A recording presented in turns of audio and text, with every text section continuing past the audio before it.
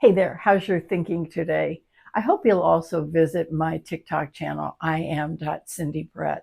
But I'm combining these two, Bob Proctor, Neville, and me here on YouTube with the TikTok because my intent is to help people make the connection between feeling better and living better. And I don't know any better way to start than by being kinder, kinder in the world, kinder to yourself. Because when we're kinder, whether we're the ones giving it or receiving it, we just feel better.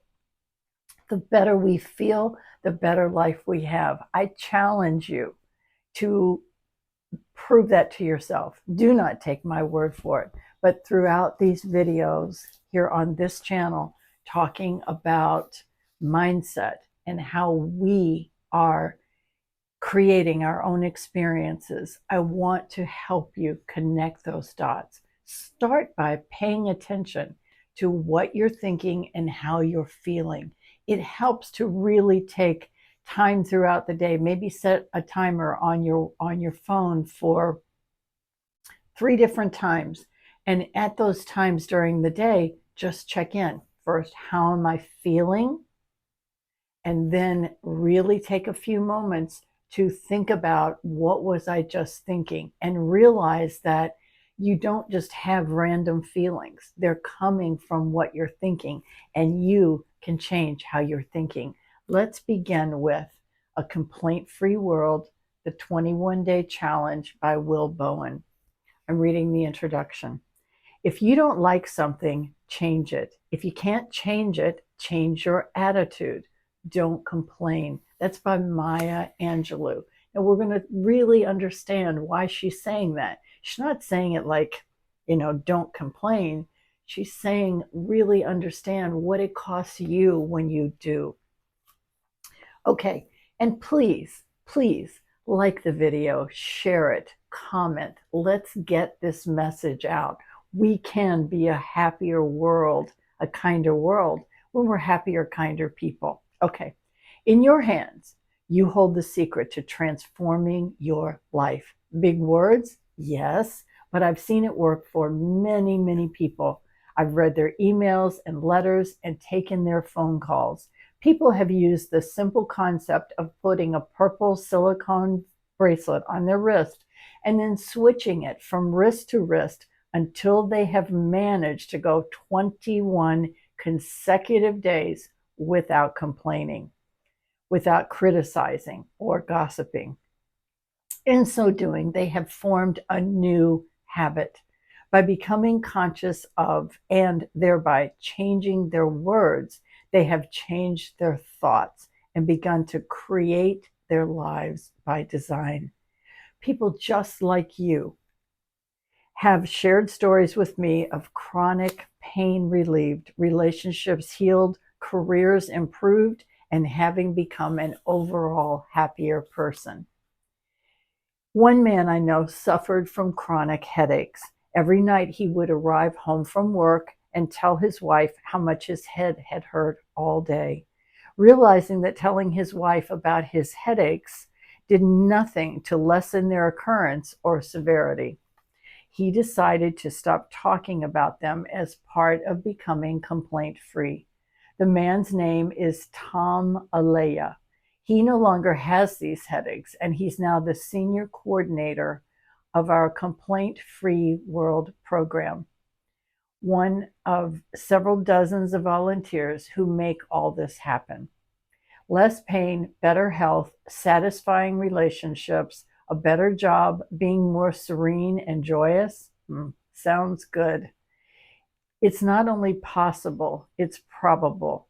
Consciously striving to reformat your mental hard drive is not easy, but you can start now, and in a short period of time that will pass anyway, you can have the life you've always dreamed of having. You can order a purple complaint-free bracelet by visiting our website, acomplaintfreeworld.org. Now, I don't know if that is still true, but you can look at acomplaintfreeworld.org and see if they still support that program. Begin to wear the bracelet on either wrist. You can do that with a rubber band or a hair tie. When you catch yourself complaining, gossiping, or criticizing, move the bracelet to the other wrist and begin again. If you hear someone else who is wearing a purple bracelet complain, it's okay to point out their need to switch the bracelet to the other arm. But if you're going to do this, you must move your bracelet first because you're complaining about their complaining. Stay with it. It may take many months to reach 21 consecutive days. The average is 4 to 8 months. That's how committed we are to our complaining. And relax. We're only talking about complaints, criticism, and gossip that is spoken. If it comes out of your mouth, it counts, so start over. If you think it, it's free. But you'll find out that even complaining thoughts will disappear as you move through this process. Start right now. You don't have to wait for your purple bracelet to arrive to get started. Slip a rubber band on your wrist, put a coin or a small stone in your pocket, move a paperweight to one side of your desk, or find your own distinctive way of self-monitoring now. Do it now. Then, when you catch yourself complaining, criticizing, or gossiping, move the item. Move the rubber band to the other wrist, switch the coin to another pocket, or move the paperweight to the other side of the desk. It's important that you move the item. It's that act of moving it that plows furrows deeply into your consciousness, making you aware of your behavior. You must move it every time. Did you catch the very important word in the last paragraph? I said when you catch yourself complaining, not if. Complaining is epidemic in our world. So don't be surprised when you find out that you too gripe a lot more than you thought. In this book, you will learn what constitutes a complaint, why we complain, what benefits we think we receive from complaining, how complaining is destructive to our lives, and how we can get others around us to stop complaining. You will learn the steps to eradicating this poisonous form of expression from your life. If you stay with it, you will find that not only will you not complain, but others around you will cease to do so as well. A while back, I was playing racquetball with a friend. Catching our breath between games, he asked, "So how many purple complaint-free bracelets have you sent out?" "About 125,000, I responded. And then I added, "So far." I think this book was written in 2007. Taking a moment for that to sink in, he sipped his water and said, 125,000. That's more than the population of a good-sized American city. Yeah, I said, still trying to wrap my head around it all. And how long have you been at it, he asked. 7 months, I replied. 125,000 bracelets in 7 months, he repeated, shaking his head in disbelief. Adjusting his sweatband and replacing his goggles for our final game of the day, he asked, "How many times a day do you think people complain?" "I don't know," I said. "When I first started trying to go 21 consecutive days without complaining, I was moving my own purple bracelet about 20 times a day." He stood, indicating he was ready to continue playing. Grabbing his racket and giving it a few swings to keep his shoulder limber, he said, "Do the math." Wondering if somehow I'd miscalculated the score of our last game, I asked, "What math?"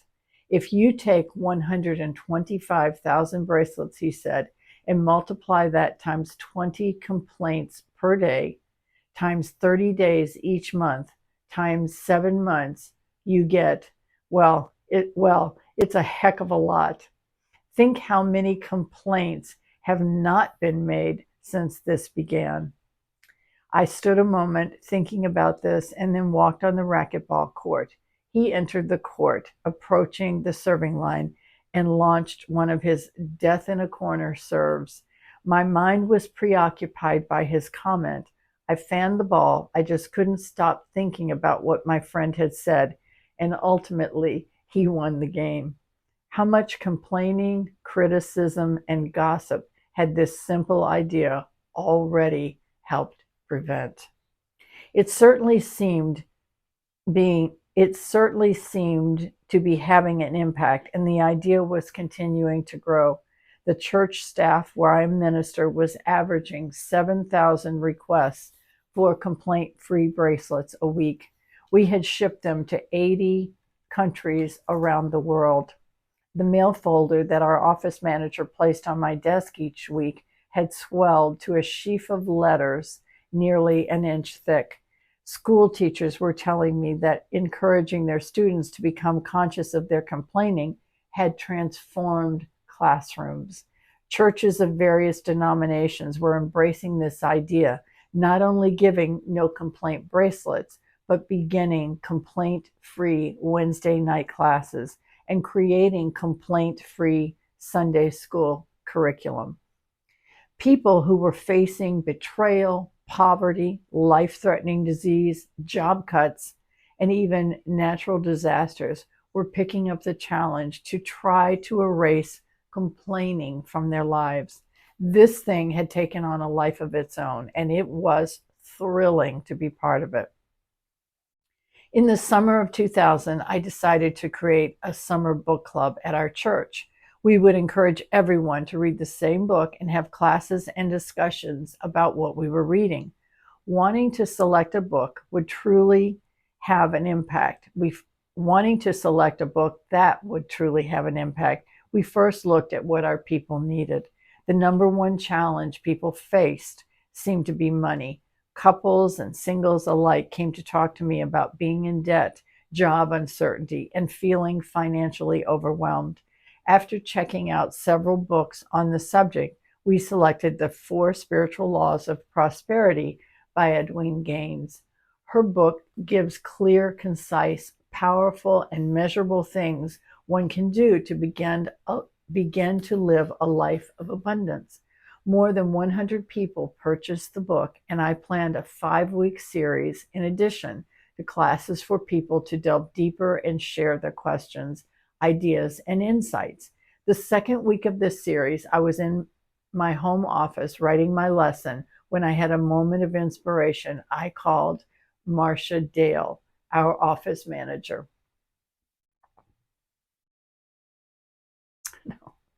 The second week of this series, I was in my home office writing my lesson when I had a moment of inspiration. I called Marcia Dale, our office manager.